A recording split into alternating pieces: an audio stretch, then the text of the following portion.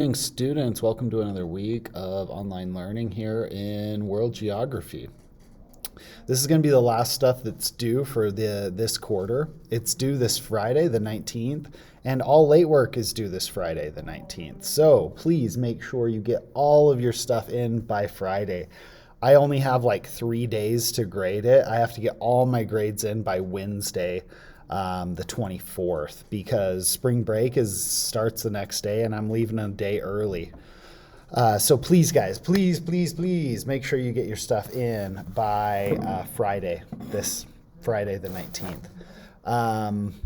But with that, we'll just get into the work this week. Notice we have 3 things. We have an assessment grade, World Factbook research, which is really cool. We look at some CIA statistics. The next thing is a read and write brain drain article, get the idea of what brain drain is, how it's happening in India specifically. And then third, sectors of the economy, which is just kind of a review for a test we're probably taking next week. So let's start off with LG14, our World Factbook research. So this is an assessment grade, which is 80% of your grade. So I hope you guys figured that out by now. You click on the link, it opens it up. And we go to the CIA's website. Yes, that's the Central Intelligence Agency. They're not just doing spy stuff. They're also doing like give us information stuff. They're the intelligence agency. They're providing us with intelligence. So this World Factbook provides basic intelligence of the history, people, government, economy, energy, geography, communications, transportation, military, terrorism, and transnational issues for 266 world entities. Notice they didn't say countries there. It's because it gets kind of complicated in what you call a country, what you don't call a country when you're a country like the United States. Anyway, so we first go on this assignment, and then the top right corner, select a country you'd like to research. Find the following information about your country and list it below. Be sure to list what units the numbers are in percentages, dollars, per thousand, etc. Because we want to be like really accurate in what we're talking about. I know in math, if you don't write like dollars or something, you can get it wrong, but there's a reason why, because 1,000 blank doesn't mean the same thing as $1,000, right? And that's why we kind of want to look at that. So let's then answer the 3 questions at the end in full and complete the sentences. Notice here, guys, so I'm going to ask you, and I'll show you how to do this in just a second, and then I'll probably say this again as a review. But here we are. Here's the U.S. You're going to look at any country or entity here. I really suggest finding one that has most of the information, because sometimes you're not going to find it all, especially if it's a teeny tiny country like Papua New Guinea or Borneo. They're not going to have everything. But if you pick like a bigger country like Switzerland or Nigeria or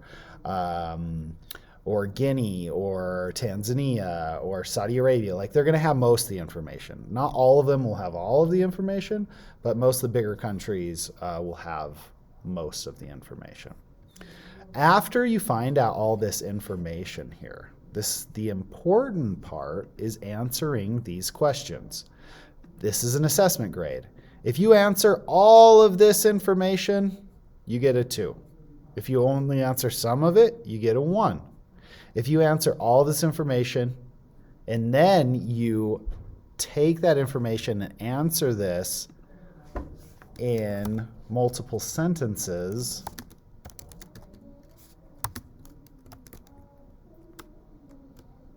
then you can get a 3.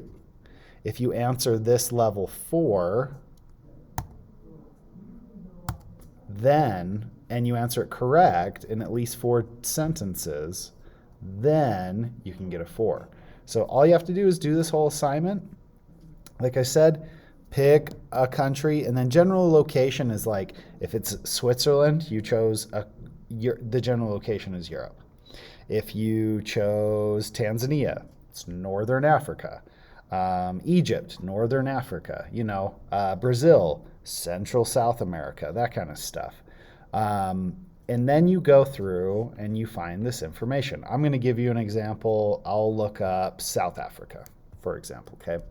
So we're going to look here, and we're going to look for South Africa.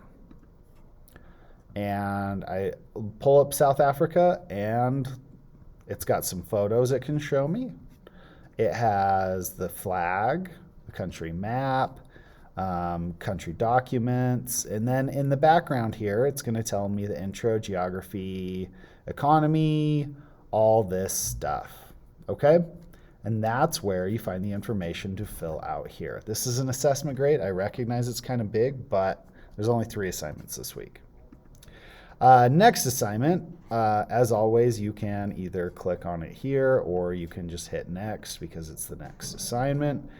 You click brain drain. This is really straightforward. You read the article, answer the questions. If you have questions about it, let me know. Shoot me an email.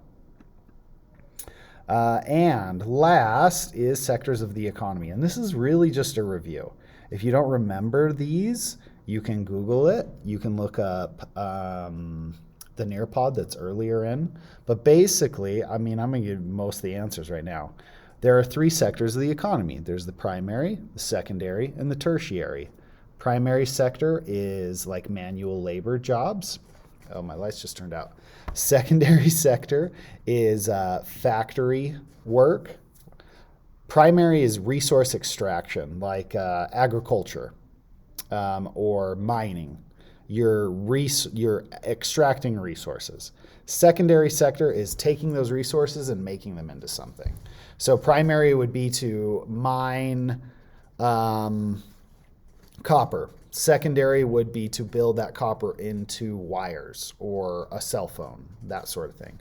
Tertiary is it provides a service. So the United States is mostly a tertiary-based economy. We provide services. My job, educator, tertiary. Doctor, tertiary. Software developer, tertiary. All of those things are, whenever they're a service and they're not actually making a good, that's a tertiary service. Take an image from the internet, post it there, and then more developed countries are tertiary.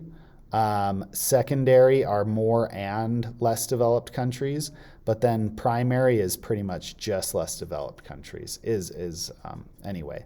And then give a few examples of countries that may have many people working in that sector. So that's going to be it for this week, those 3 assignments. I hope you're all doing well out there at home in virtual land. If you need anything, reach out to me. All late work due this Friday, the 19th. So make sure you get it in. Hope all is going well. That's it. Thanks for everything, everyone. And that's Mr. Clark signing off. We love you. We care about you. Make it a great day.